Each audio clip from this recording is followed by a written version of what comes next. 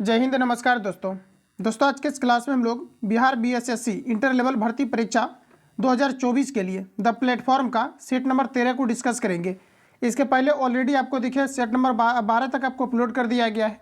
जो नए कैंडिडेट है प्लेलिस्ट जाकर के आप लोग सारे क्लास को एक सिस्टमेटिक तरीका से लगाएंगे।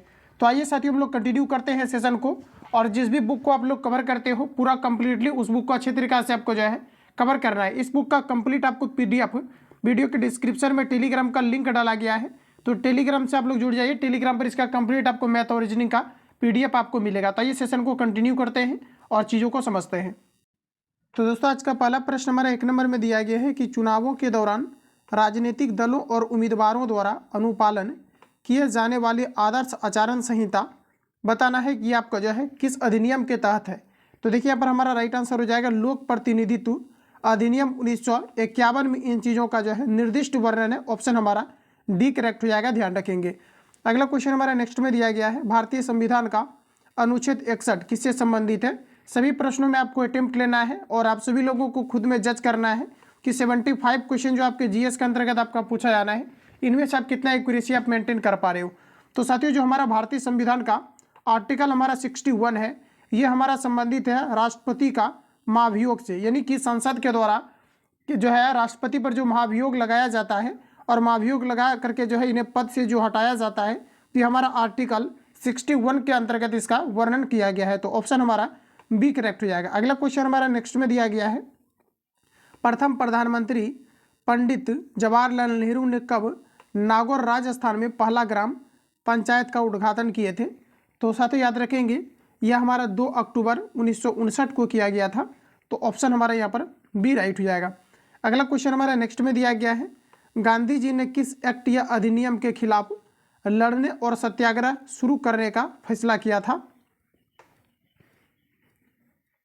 तो साथियों यहाँ पर हमारा राइट आंसर हो जाएगा रोलेक्ट एक्ट। यहाँ से देखिए आपका प्रश्न पूछा जाता है जलियांवाला बाग हत्याकांड कब हुआ था। तो ध्यान रखेंगे ये आपका जो है 13 अप्रैल 1919 को हुआ था, जो कि अमृतसर के अंतर्गत हुआ था। तो ऑप्शन ए हमारा राइट हो जाएगा। अगला प्रश्न साथियों नेक्स्ट हमारा दिया गया है किस युद्ध के परिणाम स्वरूप जर्मनी इटली का एकीकरण पूर्ण हुआ था। तो साथियों याद रखेंगे जब सेडान का युद्ध हुआ था 1870 में, उस दौरान क्या है कि जर्मनी और इटली का एकीकरण पूर्ण हुआ था, यानी ऑप्शन हमारा सी करेक्ट हो जाएगा। अगला क्वेश्चन हमारा नेक्स्ट में दिया गया है हिमाद्री नाम किसके लिए प्रयुक्त होता है। तो देखिए साथियों हिमाद्री की अगर हम लोग यहाँ पर बात करेंगे तो हमारा राइट आंसर हो जाएगा ग्रेटर हिमालय, यानी ऑप्शन डी करेक्ट हो जाएगा। हिमाद्री नाम किसके लिए प्रयुक्त होता है, तो ग्रेटर हिमालय, यानी ऑप्शन हमारा डी करेक्ट हो जाएगा। नेक्स्ट क्वेश्चन है साथियों दिया गया है निम्नलिखित में से कौन सा कार्य RBI का नहीं है, ये हमें पूछा जा रहा है। तो साथियों RBI के अंतर्गत अगर हम देखें तो ऑप्शन ए में हमारा दिया गया है मौद्रिक नीति का निर्धारण। तो ये RBI के द्वारा किया जाता है रुपये का मूल्य का निर्धारण। साथ ही ये आपका गलत दिया गया है, ये जो हमारा है ये RBI का काम नहीं है। ऑप्शन हमारा बी करेक्ट हो जाएगा। इसके अलावा अगर देखें तो करेंसी का मुद्रीकरण ये RBI के अंडर आती है। इसके अलावा व्यापारिक बैंकों के न्यूनतम नगद अनुपात का रख रखाव ये सभी RBI के अंतर्गत आता है। तो ऑप्शन बी हमारा करेक्ट हो जाएगा। इस बार जो आपके बिहार पुलिस कांस्टेबल के अंतर्गत क्वेश्चन आपका पूछा गया था कि जो है आपका यानी कि जब ऋण का भुगतान किया जाता है तो इसके जो है यानी कि ब्याज का निर्धारण किसके द्वारा किया जाता है। तो ये साथियों आपके RBI के द्वारा तय किया जाता है। RBI की स्थापना की अगर हम बात करेंगे तो 1935 में RBI की स्थापना किया गया था और 1974 में 47 में इसका जो है राष्ट्रीयकरण किया गया था। तो इतने फैक्ट यहाँ से आप लोग जो है RBI से रिलेटेड याद रखेंगे। अगला क्वेश्चन हमारा नेक्स्ट में दिया गया है निम्नलिखित में से कौन भारत में लोकतंत्र के लिए एक चुनौती है। तो यहाँ पर देखिए हमारा राइट आंसर हो जाएगा राजनीति में धन का प्रयोग ये लोकतंत्र के लिए एक चुनौती है। तो ऑप्शन हमारा सी करेक्ट हो जाएगा।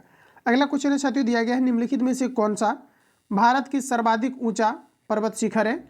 इंपोर्टेंट क्वेश्चन है साथियों, याद रखेंगे सबसे जो ऊंचा पर्वत शिखर है ये K2 है, यानी कि गाइडविन आइंस्टीन है, जो कि आपका साथियों POK के अंतर्गत जो है स्थित है। तो ऑप्शन हमारा यहाँ पर ए करेक्ट हो जाएगा। अगला क्वेश्चन हमारा नेक्स्ट में दिया गया है प्रश्न में हमारा कहा जा रहा है कि विकास केंद्र बोला जा रहा है कि उपागम की शुरुआत किस पंचवर्षीय योजना में की गई थी।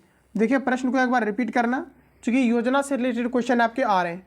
तो यहाँ पर देखिए बोला जा रहा है कि विकास केंद्र उपागम की शुरुआत किस पंचवर्षीय योजना में की गई थी, ये आपको पर पूछा जा रहा है। तो देखिए साथियों हमारा राइट आंसर हो जाएगा चतुर्थ पंचवर्षीय योजना, यानी ऑप्शन हमारा सी करेक्ट हो जाएगा। अगर आपको ये पूछा जाता है चतुर्थ पंचवर्षीय योजना का कार्यकाल क्या रहा था, तो 1969 से लेकर के आपके जो है 1974 तक आपके रहे थे, तो ऑप्शन हमारा सी करेक्ट हो जाएगा। अगला क्वेश्चन साथियों नेक्स्ट दिया गया है, प्रश्न हमारा कहा जा रहा है कि निम्नलिखित में से किसने कहा था महात्मा गांधी क्षणिक भूत की भांति जो है धूल उठाते हैं लेकिन अस्तर नहीं, ये हमें पूछा जा रहा है। तो देखिए साथियों यहाँ पर हमारा राइट आंसर हो जाएगा डॉक्टर भीमराव अंबेडकर ने कहा था, ऑप्शन डी राइट हो जाएगा। इसके अलावा साथियों अगर बात करें कि कौन सा ऐसा व्यक्ति है जो कि तीनों गोलमेज सम्मेलन में भाग लिया था, तो साथियों याद रखेंगे आप लोग डॉक्टर भीमराव अंबेडकर हो जाएगा, जिन्होंने कि पहला गोलमेज सम्मेलन यानी कि 1929 में भाग लिया था। इसके अलावा द्वितीय गोलमेज सम्मेलन जो कि 1930 में इन्होंने भाग लिया था, और जो हमारा तृतीय गोलमेज सम्मेलन हुआ था 1931 में भी इन्होंने भाग लिया था। तो ऑप्शन हमारा डी करेक्ट हो जाएगा। इतने फैक्ट हो यहाँ से आप लोग ध्यान रखेंगे।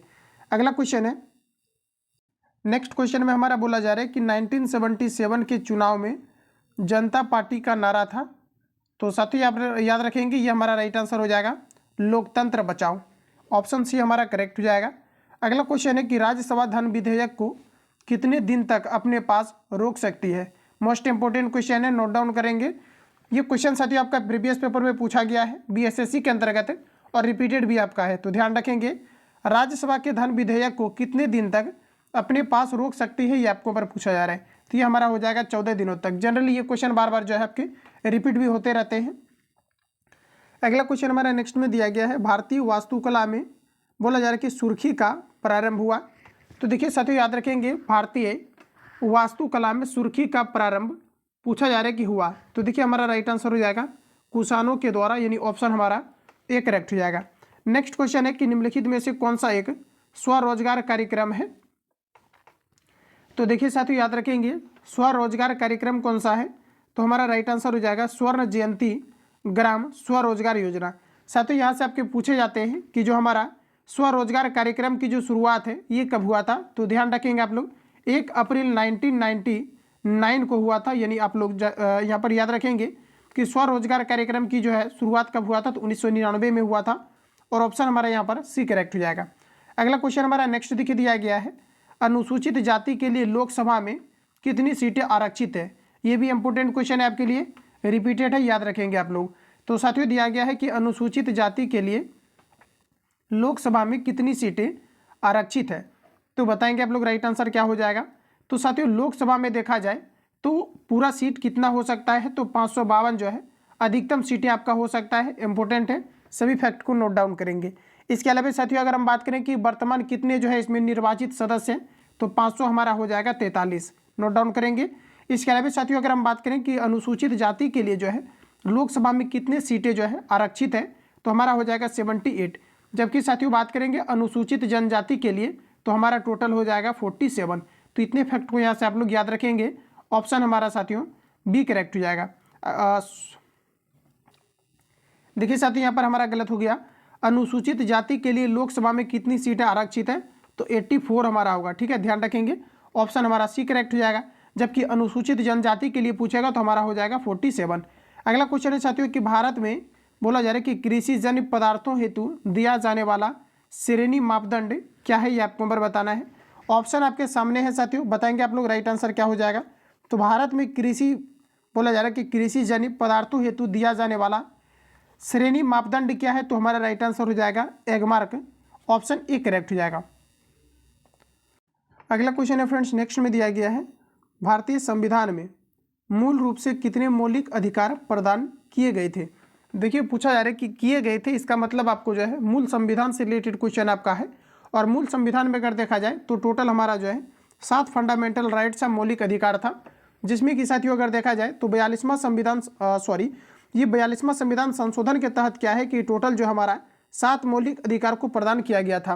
पुनः क्या हुआ कि जब 44वां संविधान संशोधन हुआ तो इसमें से क्या है कि संपत्ति के अधिकार को हटा करके जो है 300 के ए के अंतर्गत आपका डाल दिया गया है।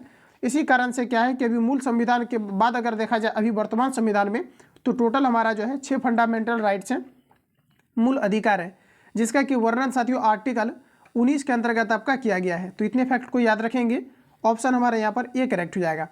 अगला क्वेश्चन हमारा नेक्स्ट में दिया गया है कि निम्नलिखित कथनों पर विचार कीजिए। तो साथियों ऑप्शन ए में अगर देखा जाए तो द्वितीय पंचवर्षीय योजना बोला जा रहा है कि महालनोबिस के विचारों पर आधारित थी। तो साथियों ये हमारा गलत दिया गया है। सेकंड की अगर हम बात करें तो महालनोबिस ने कोलकाता में भारतीय सांख्यिकी संस्थान की स्थापना की तथा सांख्य नामक एक जनरल निकाला। साथियों ये भी आपका यहाँ पर गलत है। हमारा दोनों स्टेटमेंट यहाँ पर आपका गलत दिया गया है। ऑप्शन हमारा डी करेक्ट हो जाएगा। अगला क्वेश्चन हमारा नेक्स्ट में दिया गया है सूचना का एक अधिकार यानी सूचना का अधिकार एक कानून है जो लोगों को अनुमति प्रदान करता है। तो साथियों यहाँ पर अगर देखा जाए तो सूचना का अधिकार अधिनियम जो है एक फंडामेंटल राइट्स है और ये सुप्रीम कोर्ट के द्वारा जो है तय किया गया है। और देखिए अगर आपको ये पूछा जाता है कि सूचना का अधिकार अधिनियम जो है ये कब से एक फंडामेंटल यानी कि मौलिक रूप में जो है आपका लागू हुआ है, तो ये 2005 से हुआ है, जिसको कि तय सुप्रीम कोर्ट ने किया हुआ है। हालांकि भारतीय संविधान में संशोधन के बाद इसे ऐड किया जाएगा। तो यहाँ पर हम देखेंगे तो हमारा राइट आंसर क्या हो जाएगा। तो इसका देखिए मुख्य जो है ये किन चीज़ों को अनुमति प्रदान करती है, तो हमारा राइट आंसर हो जाएगा कि सरकार क्या कर रही है इन चीज़ों को बताता है। तो ऑप्शन हमारा यहाँ पर सी करेक्ट हो जाएगा। अगला क्वेश्चन है साथियों, दिया गया है कि बिहार के इतिहासकार पर प्रथम ग्रंथ के रचनाकार थे। तो यहाँ पर हमारा राइट आंसर हो जाएगा अली मुहम्मद शाह अजीबामादी। ध्यान रखेंगे ऑप्शन हमारा डी हो जाएगा। अगला क्वेश्चन हमारा नेक्स्ट में दिया गया है, प्रश्न साथियों कहा जा रहा है कि कृषि उपजों के न्यूनतम समर्पित मूल्य यानी एमएसपी की संस्तुति किसके द्वारा की जाती है। तो देखिए साथियों यहाँ पर हमारा राइट आंसर हो जाएगा CAPC के द्वारा जो है किया जाता है। ऑप्शन ए हमारा राइट हो जाएगा। अगला प्रश्न हमारा नेक्स्ट में दिया गया है कि निम्नलिखित में से कौन सा ऊर्जा का गैर परंपरागत स्रोत नहीं है। तो साथियों यहाँ पर हमारा राइट आंसर हो जाएगा ऑप्शन बी यानी कि कोयला हमारा यहाँ पर राइट आंसर हो जाएगा। और पूछा जाता है कि कोयला का सबसे अच्छा स्रोत कौन सा है, तो एंथ्रासाइट होता है, जिसमें कि देखा जाए तो 90 से 95% जो है कार्बन की मात्रा पाई जाती है।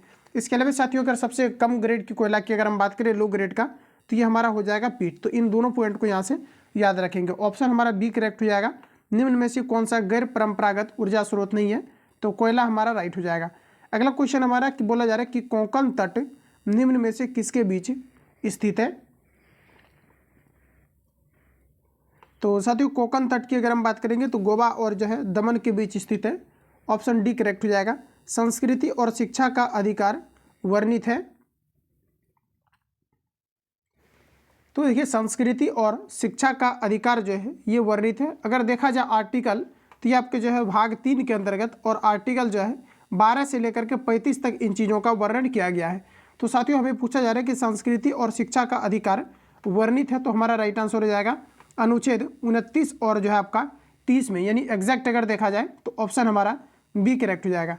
अगला प्रश्न हमारा नेक्स्ट में दिया गया है कि चेन्नई स्थित राष्ट्रीय महासागर प्रौद्योगिकी संस्थान द्वारा कहाँ एक हरित स्वसंचालित बोला जा रहा है कि अलविनीकरण संयंत्र पर कार्य कर रहा है। तो साथियों ये अगर देखा जाए तो हमारा राइट आंसर जो हो जाएगा ऑप्शन हमारा बी करेक्ट हो जाएगा, लक्षद्वीप। ऑप्शन बी करेक्ट हो जाएगा, ध्यान रखेंगे। अगला क्वेश्चन हमारा नेक्स्ट में दिया गया है लोकतांत्रिक सुधारों का संबंध होना चाहिए। तो साथियों लोकतांत्रिक सुधारों का संबंध होना चाहिए, तो हमारा राइट आंसर हो जाएगा सुशासन, यानी ऑप्शन साथियों ये करेक्ट हो जाएगा। भारत में कहाँ झूम कृषि की जाती है, इंपॉर्टेंट क्वेश्चन है, बताएंगे आप लोग कि भारत में कहाँ झूम कृषि की जाती है। तो साथियों राइट आंसर हो जाएगा उत्तर पूर्वी भारत में जो है झूम कृषि किया जाता है। ऑप्शन हमारा बी राइट हो जाएगा। निम्नलिखित में से कौन सा हिंदुस्तान फर्टिलाइजर्स कॉरपोरेशन लिमिटेड के अधीन नहीं है। तो देखिए हमारा राइट आंसर हो जाएगा कामरूप। ऑप्शन सी आपका राइट हो जाएगा, ध्यान रखेंगे। अगला क्वेश्चन हमारा साथियों नेक्स्ट हमारा दिया गया है, प्रश्न हमारा कहा जा रहा है कि प्रमुख आगामी खेलों के आयोजन स्थल के संदर्भ में बोला जा रहा है कि यहाँ पर आपका जो है विमेलित विकल्प को चुने। तो देखिए सभी ऑप्शन आपके सामने दिया गया है, आप सभी लोग बताएंगे राइट आंसर हमारा यहाँ पर क्या हो जाएगा। तो देखिए आगामी जो खेलों का आयोजन होना है इससे संबंधित आपको चीज़ों को जो है मिलान करना है। तो आइए हम लोग करते हैं। तो जैसा कि साथियों आप देख पाएंगे लेकिन यहाँ पर अगर देखा जाए तो आपको क्या है कि कूट आपको नहीं दिया गया है। यानी हमारा प्रश्न जो है बोला जा रहा है कि प्रमुख आगामी खेलों के आयोजन स्थल के संदर्भ में बोला जा रहा है कि विलेमित विकल्प को चुने। तो साथ ही यहाँ पर बोला जा रहा है कि मेलित नहीं विमेलित बोला जा रहा है, यानी कौन सा आपका जो है गलत दिया गया है। तो साथियों इस प्रकार से अगर देखा जाए तो हमारा दिया गया है कि एशियाई खेल 2026 से, जैसा कि आप देख पाएंगे कि हमारा दिया गया है भारत, जो कि साथियों यहाँ पर आपका गलत है, क्योंकि जो हमारा एशियाई खेल 2026 है ये जापान में आपके होने हैं। तो यहाँ पर आपको दिया गया भारत, तो ये हमारा गलत हो जाएगा, यानी ऑप्शन आपका डी करेक्ट हो जाएगा। बाकी सभी स्टेटमेंट आपका करेक्ट हो तो आप लोग इसको स्क्रीनशॉट ले लेना। अगला क्वेश्चन हमारा दिया गया है कि निम्नलिखित में से कौन भारत के तीसरे अंग के रूप में जाना जाता है। तो जैसा कि साथियों सभी ऑप्शन आपके सामने दिया गया है, भारत के तीसरे अंग के रूप में किसे जाना जाता है, तो हमारा राइट आंसर हो जाएगा सर्वोच्च न्यायालय, ऑप्शन सी करेक्ट हो जाएगा। इंडिया डिवाइडेड पुस्तक के लेखक कौन है, इंपोर्टेंट क्वेश्चन है, रिपीटेड याद रखेंगे। इंडिया डिवाइडेड साथियों जो पुस्तक है डॉक्टर राजेंद्र प्रसाद के द्वारा लिखा गया है, तो ऑप्शन डी राइट हो जाएगा। अगला क्वेश्चन हमारा नेक्स्ट देखिए दिया गया है, प्रश्न साथियों कहा जा रहा है कि नदी जो दक्षिण भारत की गंगा के नाम से जानी जाती है, तो दक्षिण भारत की गंगा के नाम से जो जानी जाती है कावेरी नदी को जानी जाती है, तो ऑप्शन डी राइट हो जाएगा। राजनीतिक दलों को चिन्ह कौन विस्तारित करता है, साथियों राजनीतिक दलों का अलग अलग चिन्ह होता है और ये जो विस्तारित किया जाता है चुनाव आयोग के द्वारा किया जाता है। साथियों याद रखेंगे चुनाव आयोग का जो हमारा वर्णन है यह आर्टिकल हमारा 324 से लेकर के 329 के अंतर्गत वर्णन है। रिसेंटली बिहार दरोगा के एग्जाम में ये क्वेश्चन आपका पूछा गया था, ध्यान रखेंगे ऑप्शन हमारा ए करेक्ट हो जाएगा, जो कि सेकेंड शिफ्ट में आपके 17 तारीख वाला में पूछा गया था।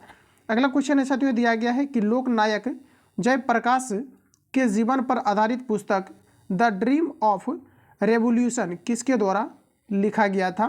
साथियों क्वेश्चन हमारा कि लोकनायक जयप्रकाश के जीवन पर आधारित पुस्तक द ड्रीम ऑफ रेवोल्यूशन किसके द्वारा लिखा गया था, ये हमें पूछा जा रहा है।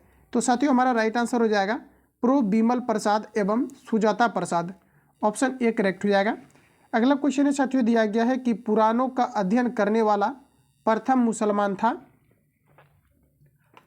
तो देखिए पुराणों का अध्ययन करने वाला पहला मुसलमान कौन था, तो हमारा राइट आंसर हो जाएगा अल बरूनी, ऑप्शन साथियों सी करेक्ट हो जाएगा। नेक्स्ट क्वेश्चन हमारा दिया गया है कि 1905 में बनारस में हुए अखिल भारतीय कांग्रेस के अधिवेशन की अध्यक्षता किसके द्वारा की गई। तो साथियों 1905 में बनारस में हुए अखिल भारतीय कांग्रेस अधिवेशन की अध्यक्षता किसके द्वारा की गई थी, तो साथियों ये गोपाल कृष्ण गोखले के द्वारा किया गया था, ऑप्शन हमारा सी राइट हो जाएगा। अगला क्वेश्चन है राष्ट्रीय आदर्श वाक्य सत्यमेव जयते किस ग्रंथ से लिया गया है। ये क्वेश्चन आपके बिहार पुलिस कांस्टेबल के एग्जाम में पूछा गया था, जो कि एग्जाम आपका रद्द हुआ। आप सभी लोग इन सभी क्वेश्चन को मिलाएंगे, सभी क्वेश्चन आपके मिल जाएंगे। तो साथियों याद रखेंगे आप लोग, प्रश्न हमारा कि राष्ट्रीय आदर्श वाक्य सत्यमेव जयते किस ग्रंथ से लिया गया है, तो हमारा यहाँ पर राइट आंसर हो जाएगा मुंडकोपनिषद से लिया गया है। तो साथियों ऑप्शन हमारा डी करेक्ट हो जाएगा। अगला क्वेश्चन है कि महात्मा गांधी ने दांडी यात्रा प्रारंभ की थी। तो साथियों महात्मा गांधी ने दांडी यात्रा कब प्रारंभ किया था, तो 12 मार्च 1930 को किया था, ऑप्शन सी करेक्ट हो जाएगा, जो कि 78 स्वयंसेवकों के द्वारा इन्होंने जो है किया था, जो कि ब्रिटिश के द्वारा नमक पर टैक्स लगा दिया गया था। अगला क्वेश्चन हमारा नेक्स्ट में दिया गया है शैलकृत मंदिर है। देखिए शैलकृत मंदिर की अगर हम बात करेंगे तो हमारा राइट आंसर हो जाएगा कैलाश मंदिर एलोरा, ऑप्शन बी करेक्ट हो जाएगा। ध्यान रखेंगे ये भी क्वेश्चन आपका पूछा हुआ है और ये इंपॉर्टेंट है, और याद रखेंगे कि एलोरा जो है महाराष्ट्र के औरंगाबाद जिला के अंतर्गत जो है अवस्थित है। अगला क्वेश्चन हमारा नेक्स्ट में दिया गया है भारत में राष्ट्रीय पर्यावरण इंजीनियरिंग शोध संस्थान स्थापित है। बताइए आप लोग राइट आंसर क्या हो जाएगा, ये कहाँ पर जो है स्थित है, तो ये देखिए नागपुर के अंतर्गत स्थित है, ऑप्शन बी करेक्ट हो जाएगा। भारत में राष्ट्रीय पर्यावरण इंजीनियरिंग शोध संस्थान ये कहाँ पर है, तो ये जो है आपके नागपुर के अंतर्गत स्थित है, ऑप्शन बी करेक्ट हो जाएगा। और ध्यान रखेंगे कि भारत में जो पहला जो मेडिकल कॉलेज की स्थापना किया गया था ये 1835 में किया गया था और ये कोलकाता के अंतर्गत किया गया था। तो यहाँ से भी क्वेश्चन आपका पूछा गया है। अगला प्रश्न साथियों दिया गया है कि भूमि के ऊपरी भाग में गहराई बढ़ने के साथ साथ तापमान में क्रमिक वृद्धि की दर लगभग डैश प्रति किलोमीटर होती है। ऑप्शन आपके सामने है, बताएंगे आप लोग राइट आंसर क्या हो जाएगा। तो यहाँ पर हमारा हो जाएगा 35 डिग्री सेल्सियस, यानी ऑप्शन हमारा बी करेक्ट हो जाएगा। देखिए प्रश्न को एक बार रिपीट करेंगे। प्रश्न साथियों, भूमि के ऊपरी भाग में गहराई बढ़ने के साथ साथ तापमान में क्रमिक वृद्धि की दर लगभग 35 डिग्री सेल्सियस प्रति किलोमीटर होती है, यानी ऑप्शन हमारा यहाँ पर बी करेक्ट हो जाएगा। बिहार राज्य में शहरीकरण की दर कितनी है, ये आपसे पूछा जा रहा है। साथियों बिहार राज्य में शहरीकरण की दर कितनी है, तो लगभग अगर देखा जाए तो 11.29% है, ऑप्शन सी करेक्ट हो जाएगा। बिहार की जनसंख्या घनत्व की अगर हम बात करें तो ऑल ओवर सभी राज्य से अगर देखा जाए तो बिहार का सबसे अधिकतम है। बिहार का प्रति व्यक्ति आय अगर देखा जाए तो सभी ऑल ओवर स्टेट में से जो है कम है। तो इतने फैक्ट को याद रखेंगे। अगला क्वेश्चन है साथियों, नेक्स्ट हमारा दिया गया है। प्रश्न हमारा कहा जा रहा है कि सितंबर 2023 तक भारत में कुल कितने विश्व विरासत स्थल को यूनेस्को द्वारा सूची में शामिल किया गया है। तो देखिए हमारा राइट आंसर हो जाएगा टोटल जो है 42 को किया गया है, ऑप्शन सी राइट हो जाएगा। अगला है कि वर्तमान में कितने राष्ट्रीय दल का दर्जा प्राप्त पार्टियां हैं। तो साथियों अगर रिसेंटली अगर देखा जाए तो यहाँ पर हमारा राइट आंसर हो जाएगा टोटल 6 ऐसे पार्टी है जिन्हें कि राष्ट्रीय दल का दर्जा प्राप्त है। अगर आपको ये पूछा जाता है कि कौन से ऐसे पार्टी हैं जिसको कि जो है रिसेंटली अभी जो है राष्ट्रीय पार्टी का दर्जा दिया गया था, और ये क्वेश्चन आपके आएंगे भी, याद रखेंगे आप लोग, आम जनता पार्टी आपका हो जाएगा। और इसके अलावा साथियों अगर हम बात करें कि कौन कौन से जो है भारत के अंतर्गत राजनीतिक पार्टियां हैं जिसे कि जो है राष्ट्रीय दर्जा मिला हुआ है, तो ये आपका हो जाएगा भारतीय राष्ट्रीय कांग्रेस आपके हो जाएंगे। इसके अलावा आपका जो है भारतीय जनता पार्टी है, इसके अलावा बहुजन पार्टी है, इसके अलावा साथियों अगर देखा जाए तो भारतीय कम्युनिस्ट पार्टी है, इसके अलावा जो है नेशनल पीपुल्स पार्टी है, इसके अलावा जो है आम आदमी पार्टी है जिसे कि रिसेंटली भी जो है दर्जा मिला हुआ है। तो साथियों याद रखेंगे। और अगर आपको ये पूछा जाता है कब मिला है, तो 10 अप्रैल 2023 को आम आदमी पार्टी को जो है राष्ट्रीय दर्जा जो है मिला हुआ है, तो ऑप्शन हमारा ये करेक्ट हो जाएगा। अगला क्वेश्चन है, अगला क्वेश्चन हमारा नेक्स्ट में दिया गया है, निम्नलिखित देशों के राजधानी का विमेलित विकल्प को चुनें। तो साथियों जैसा कि देखा जाए हमारा ऑप्शन ए में दिया गया है ऑस्ट्रेलिया की कैपिटल सिडनी दिया गया है। साथियों अगर देखा जाए तो ऑस्ट्रेलिया की जो राजधानी है कैनबरा है, लेकिन यहाँ पर हमें सिडनी दिया गया है, तो आपका राइट आंसर यही हो जाएगा जो कि हमें गलत दिया गया है। ऑस्ट्रेलिया की कैपिटल क्या है, तो कैनबरा है, ध्यान रखेंगे। कैनबरा जो है ऑस्ट्रेलिया की कैपिटल है। इसके अलावा साथियों अगर बात करें तो इंडोनेशिया का आपका जो है नुसंतारा है। उसके अलावा आपको जो है बरूडी आपको दिया गया है जो कि आपका जो है बुजुम्बरा है। इसके अलावा माली की अगर देखा जाए तो बमाको है। ये सभी स्टेटमेंट आपका यहाँ पर करेक्ट दिया गया है। नेक्स्ट क्वेश्चन हमारा है कि हाल ही में मुंबई में जलवायु परिवर्तन से निपटने के लिए एक विशेष पद्धति वाला मियावाकी वृक्षारोपण पद्धति को अपनाया गया है। यह मियावाकी वृक्षारोपण पद्धति का तकनीक किस देश से संबंधित है, ये हमें पूछा जा रहा है। तो यहाँ पर आपका राइट आंसर हो जाएगा जापान से संबंधित है। नेक्स्ट क्वेश्चन है कि प्रसिद्ध तवांग मठ निम्नलिखित में से किस राज्य में स्थित है। साथियों याद रखेंगे तवांग मठ जो है ये किस राज्य के अंतर्गत अवस्थित है, तो ये हमारा राइट आंसर हो जाएगा अरुणाचल प्रदेश के अंतर्गत है, ऑप्शन डी राइट हो जाएगा।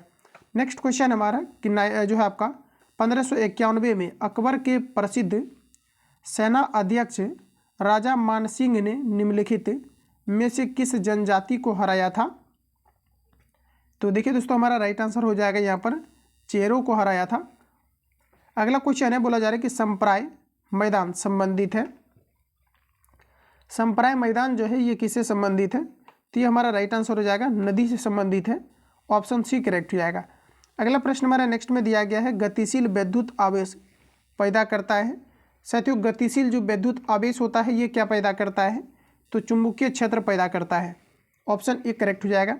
निम्न जीवाणुओं को उसके रोग के साथ सुमेलित करें और सही विकल्प को चुनें। जैसा कि सभी स्टेटमेंट आपके सामने दिया गया है, सही विकल्प को आप सभी लोगों को फटाफट यहाँ पर चुनना है। सभी कूट भी आपके सामने दिया गया है। तो साथियों जैसा कि हमें देख पाएंगे कि यहाँ पर आपको दिया गया है टिप्रोनिमा दिया गया है, पेलेडियम दिया गया है, और ये जो है आपका किस जो है आपके दिया गया है कि जैसा कि निम्न जीवाणुओं को उसके रोग के साथ, तो बताएंगे आप सभी लोग कि ये जो आपका रोग है ये किस जो है जीवाणु के कारण से होता है। तो साथियों ये अगर देखा जाए तो ये आपका यहाँ पर हो जाएगा सिल्फलिस के कारण से होता है। तो यानी कि हमारा राइट आंसर यहाँ पर सी के साथ आपका चला जाएगा, यानी कि तीसरा के साथ चला जाएगा। इसके अलावा यह जो है यहाँ पर आपको दिया गया है यासिर निया दिया गया है, जो कि हमारा पैक्टिसस दिया गया है, और ये जो हमारा संबंधित है ये प्लेग के कारण से होता है। इसके अलावा यहाँ पर आप देख पाएंगे दिया गया आपका बेसिलस एंथ्रेसिस। बेसिलस एंथ्रेसिस जो होता है आपका, ये आपका जो है एंथ्रेक्स के कारण से होता है, और जो लास्ट ऑप्शन है आपका ये आपका चला जाएगा 4 के साथ। इस प्रकार से आप लोग इसको जो है स्क्रीनशॉट लेंगे और जो है कोड का मैच करेंगे। अगला क्वेश्चन हमारा नेक्स्ट में दिया गया है, बोला जा रहा है कि परावर्तित प्रकाश में ऊर्जा, साथियों बताना है कि परावर्तित प्रकाश में ऊर्जा के बारे में बताना है। तो हमारा राइट आंसर हो जाएगा कि आपतन कोण पर निर्भर नहीं करती है, ऑप्शन ए करेक्ट हो जाएगा। आगे बढ़ते हैं। अगला क्वेश्चन है साथियों नेक्स्ट में हमारा दिया गया है ब्लीचिंग पाउडर का रासायनिक नाम है। देखिए ब्लीचिंग पाउडर की अगर हम बात करेंगे तो हमारा राइट आंसर यहाँ पर हो जाएगा calcium hypochloride, option B correct हो जाएगा। अगर आपको ये पूछा जाता है ब्लीचिंग पाउडर का सूत्र क्या है तो CaOCl2 होता है, तो ध्यान रखेंगे ऑप्शन हमारा बी करेक्ट हो जाएगा। अगला क्वेश्चन है साथियों कि प्रकाश किरण पुंज जो अत्यंत दिशिक हो कहलाती है, तो ये कहलाता है आपका लेजर, ऑप्शन डी राइट हो जाएगा। निम्नलिखित में कौन द्वितीयक प्रदूषक है? साथियों यहाँ पर अगर देखा जाए तो द्वितीयक प्रदूषक के अंतर्गत हमारा आ जाएगा स्मॉग, ऑप्शन ए करेक्ट हो जाएगा। आगे बढ़ते हैं साथियों। अगला हमारा नेक्स्ट में दिया गया है, बोला जा रहा है कि निम्नलिखित को सुमेलित कीजिए। देखिएगा तो ऑप्शन हमारे सामने दिया गया है साथियों, बोला जा रहा है कि निम्नलिखित को सुमेलित कीजिए। तो जैसा कि हमारा दिया गया है धान्य और अनाज दिया गया है, इसको आप क्या बोलेंगे? तो साथियों धान और अनाज को हम लोग एक तरह से बोल सकते हैं, बोला जा रहा है कि निम्नलिखित को सुमेलित कीजिए, ठीक है। तो बोला जा रहा है यहाँ पर आपका धान और अनाज दिया गया है, तो इसको आप चावल के अंतर्गत ले लेंगे। दूध और फिर आपको मांस दिया गया है। साथियों दूध और मांस की अगर हम बात करेंगे तो ये एक प्रकार का जो है मछली के अंतर्गत आपका आ जाएगा। इसके अलावा आपको दिया गया वसा और शर्करा दिया गया है, वसा और शर्करा हमारा घी के अंतर्गत आ जाएगा। दालें और मछलियाँ हमारा मसूर की दाल। इस प्रकार से इसको मैच कीजिए और राइट आंसर आप लोग लगाएंगे, यहाँ पर हमारा करेक्ट आंसर सी हो जाएगा। अगला क्वेश्चन हमारा नेक्स्ट में दिया गया है, प्रश्न में हमारा कहा जा रहा है कि निम्नलिखित में से किस युग्म में खुला परिसंचरण तंत्र पाया जाता है? तो यहाँ पर देखेंगे तो हमारा राइट आंसर हो जाएगा कॉकरोच और जो है सिल्वर फिश आपका हो जाएगा, यानी ऑप्शन हमारा सी करेक्ट हो जाएगा। ध्यान रखेंगे। तो देखेंगे तो यहाँ पर दिया गया है कि निम्नलिखित में से युग्म में खुला परिसंचरण तंत्र किस में पाया जाता है? तो कॉकरोच आपका सिल्वर फिश हो जाएगा, ऑप्शन सी करेक्ट हो जाएगा। नेक्स्ट क्वेश्चन है कि क्रॉस लिंक्ड पॉलीमर का उदाहरण है। साथियों बताना है कि जो हमारा है क्रॉस लिंक्ड पॉलीमर का उदाहरण क्या है, ये आपको हमारे बताने हैं। तो साथियों हमारा राइट आंसर हो जाएगा क्रॉस लिंक्ड पॉलीमर दिया गया है। तो यहाँ पर अगर देखेंगे तो ये तीनों ऑप्शन में से आपका कोई नहीं होगा। लास्ट ऑप्शन आपका यहाँ पर बेकेलाइट दिया गया है, तो साथियों बेकेलाइट हमारा करेक्ट हो जाएगा, ध्यान रखेंगे। अगला प्रश्न हमारा नेक्स्ट में दिया गया है। अगला क्वेश्चन में हमारा कहा जा रहा है कि किसी विलगित परमाणु के नाभिक के केंद्र और बाह्यतम कोश के बीच की दूरी को क्या कहा जाता है? तो इसे कहा जाता है परमाणु का आकार, यानी ऑप्शन बी करेक्ट हो जाएगा। नेक्स्ट क्वेश्चन है कि ग्रहों की गति के नियम प्रतिपादित किए थे।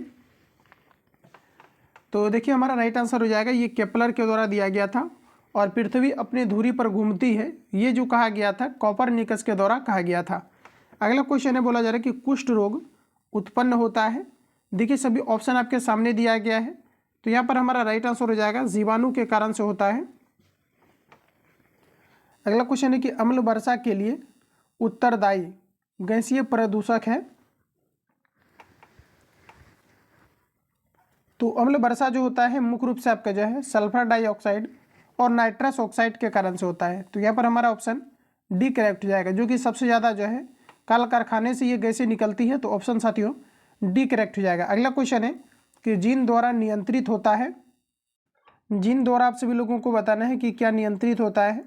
तो देखिए आनुवांशिकता ना प्रोटीन की संश्लेषण।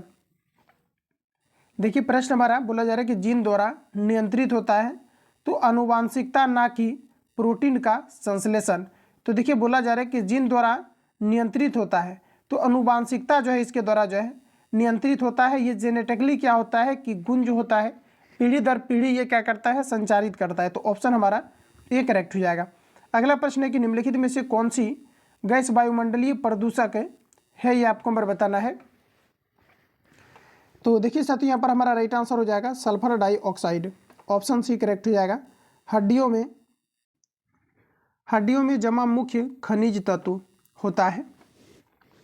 हड्डियों में किस प्रकार के जो है खनिज तत्व पाए जाते हैं, ये हमें पूछा जा रहा है। तो मुख्य रूप से अगर देखा जाए तो कैल्शियम फॉस्फेट होता है। तो यहाँ पर हमारा राइट आंसर हो जाएगा साथियों कैल्शियम, यानी ऑप्शन डी राइट हो जाएगा।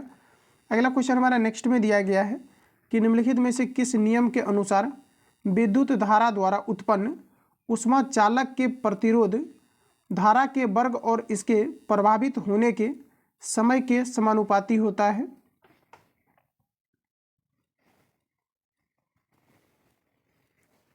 तो देखिए हमारा राइट आंसर हो जाएगा जूल का नियम, ऑप्शन ए करेक्ट हो जाएगा। प्रश्न को एक बार पढ़ेंगे। प्रश्न में दिया गया है कि निम्नलिखित में से किस नियम के अनुसार विद्युत धारा द्वारा उत्पन्न ऊष्मा चालक के प्रतिरोध धारा के वर्ग और इसके प्रभावित होने के समय के समानुपाती होता है। तो ऑप्शन हमारा हो जाएगा जूल के नियम द्वारा। देखिए जूल का जो नियम होता है H बराबर आपका I²RT होता है, ध्यान रखेंगे। ऑप्शन हमारा ए करेक्ट हो जाएगा। अगला क्वेश्चन हमारा नेक्स्ट में बोला जा रहा है बोला जा रहा है कि एगार प्राप्त किया जाता है। साथियों एगार की अगर हम बात करें तो हमारा राइट आंसर हो जाएगा शैवाल से प्राप्त किया जाता है। नेक्स्ट क्वेश्चन हमारा दिया गया है कि दिए गए ग्राफ से 4 सेकेंड में चली गई दूरी क्या होगी, ये आपको ऊपर पूछा जा रहा है। तो देखिए न्यूमेरिकल टाइप हमारा क्वेश्चन पूछा गया है। बोला जा रहा है कि यहाँ पर आपका दूरी क्या होगी, ये आपको यहाँ पर पूछा जा रहा है। तो यहाँ पर देखेंगे तो हमारा राइट आंसर हो जाएगा, देखिए दिया गया है कि दिए गए ग्राफ से 4 सेकेंड में चली गई दूरी क्या होगी, ये आपको पर पूछा जा रहा है। तो यहाँ पर अगर देखा जाए तो 4 सेकेंड में आपको पूछा जा रहा है। तो यहाँ पर आप देखेंगे तो हमारा 4 दिया गया है और इधर से लेंगे तो 8 दिया गया है। तो इस प्रकार से अगर देखा जाए तो आपका यहाँ पर हो जाएगा 8 चौक आपका जो है 32 हो जाएगा। लेकिन साथियों इसका एग्जैक्ट अगर फॉर्मूला पर अगर देखें तो इसका फॉर्मूला होता है हाफ इंटू आपका जो है आधार इंटू आपकी ऊंचाई होता है। जब भी कभी ग्राफ से रिलेटेड क्वेश्चन अगर पूछा जाता है तो आधार में आपको जो है 4 लेना है, ऊंचाई में हम अगर 8 लेते हैं तो 2 से कैंसिल आउट करेंगे तो 8 दूना आपका 16 हो जाएगा। और इस प्रकार से ऑप्शन हमारा सी करेक्ट हो जाएगा, ध्यान रखेंगे। ग्राफ वाला आप लोग नोट डाउन कर लेना। आगे बढ़ते हैं साथियों, अगला क्वेश्चन हमारा नेक्स्ट में दिया गया है। प्रश्न हमारा कहा जा रहा है कि एक उत्तल लेंस से 20 सेंटीमीटर की दूरी पर रखे बिंब का प्रतिबिंब कहाँ बनेगा यदि लेंस की क्षमता 2 डायऑप्टर यहाँ पर आपको दिया गया है। तो सिंपली यहाँ पर क्या है कि आपको फॉर्मूला का यूज़ करना है। और जैसा कि पूछा जा रहा है कि इसका जो है एक उत्तल लेंस से 20 सेंटीमीटर की दूरी पर रखे जो है बिंब का प्रतिबिंब बोला जा रहा है कि रखे बिंब का प्रतिबिंब कहाँ बनेगा यदि लेंस की क्षमता 2 डायऑप्टर हो। तो जैसा कि हमें सबसे पहले क्या निकाल लेना है, एफ निकाल लेना है। और एफ बराबर जो हमारा पी बराबर जो फॉर्मूला होता है 1 बाय आपका एफ होता है, जिसमें कि अगर देखा जाए तो पी का देखिए यहाँ पर आपको मान दिया गया है 2 और यहाँ पर आपका जो है 1 बाय आपका एफ हो जाएगा। और फिर से यहाँ पर क्या करना है कि 100 से गुना करना है सेंटीमीटर में ले जाने के लिए, कैंसिल आउट करेंगे तो आपका 50 हो जाएगा। और इसको फाइनली अगर कैलकुलेट करेंगे तो एफ बराबर आपका 50 आ जाएगा। अब देखिए यहाँ पर क्या है कि आपको दिया क्या गया है तो वस्तु दूरी आपको दिया गया है यू बराबर आपका कितना हो जाएगा 20। इसके अलावा अगर हम लोग यहाँ पर देखें तो हमारा जो है 2 चीज़ें यहाँ पर आपका निकल चुका है। अब पूछा जा रहा है कि बिंब कहाँ पर बनेगा, यानी आपको जो है भी आपको पूछा जा रहा है। तो देखिए जो हमारा लेंस का फॉर्मूला होता है 1 बाय एफ बराबर 1 बाय भी माइनस हमारा 1 बाय यू होता है। इस पर देखिए आप लोग कैलकुलेट करेंगे तो इसका राइट आंसर आ जाएगा। इसका जो फाइनली आपका करेक्ट आंसर निकाल करके आएगा ये आपका जो है माइनस आपका 33.3 जो है सेंटीमीटर आ जाएगा। और इस प्रकार से देखेंगे तो ऑप्शन हमारा सी में आपको दिया गया है। अगला क्वेश्चन है साथियों दिया गया है कि माइटोकॉन्ड्रिया का मुख्य कार्य कोशिका में डैश। तो देखिए माइटोकॉन्ड्रिया का मुख्य कार्य क्या होता है, तो इसका मुख्य कार्य होता है आपका रेस्पिरेशन करना, यानी कि ये इसे जो है कोशिका का पावर हाउस भी कहा जाता है क्योंकि ये ऊर्जा का जो है डायरेक्ट ट्रांसपोर्टेशन करता है। तो ऑप्शन साथियों यहाँ पर हमारा डी करेक्ट हो जाएगा। क्योंकि प्रश्न में कहा जा रहा है कि माइटोकॉन्ड्रिया का मुख्य कार्य क्या है, ये आपको ऊपर पूछा है। माइटोकॉन्ड्रिया का मुख्य कार्य कोशिका के अंतर्गत क्या है, तो आपका जो है रेस्पिरेशन करना, यानी ऑप्शन हमारा डी करेक्ट हो जाएगा। तो साथियों जीएस का जितनी भी आपका पेपर दिया गया था कंप्लीटली मैंने आपको रिवील करा दिया है। पीडीएफ वीडियो के डिस्क्रिप्शन में टेलीग्राम का लिंक डाला गया है, तो टेलीग्राम से जुड़ जाए, टेलीग्राम पर इसका पीडीएफ भेजा जाएगा। तो आप लोग इजी वे में जो है मैथमेटिक्स प्लस आप जो है जी जो है रीजनिंग आपका, इसको कंप्लीट आप लोग सॉल्व करेंगे। बाकी आप सभी लोगों को जिसे प्राइवेट ग्रुप से ऐड होना है, आप सभी लोगों को इस नंबर पर SMS कर देना है। प्राइवेट ग्रुप का आपको लिंक मिल जाएगा कंप्लीट। वहाँ पर क्या है कि अच्छे तरीक़ा से आप जो है नोट्स प्लस आपका जो है टेस्ट सीरीज जितने भी आपके चलते हैं संस्थान में, ये सभी कुछ ऑल ओवर आपको प्रोवाइड आपको किया जाएगा। बाकी किसी प्रकार का डाउट या संशय हो तो आप मुझे कमेंट कर सकते हैं। मिलते हैं नेक्स्ट क्लास में, तब तक के लिए जय हिंद, बेस्ट ऑफ लक।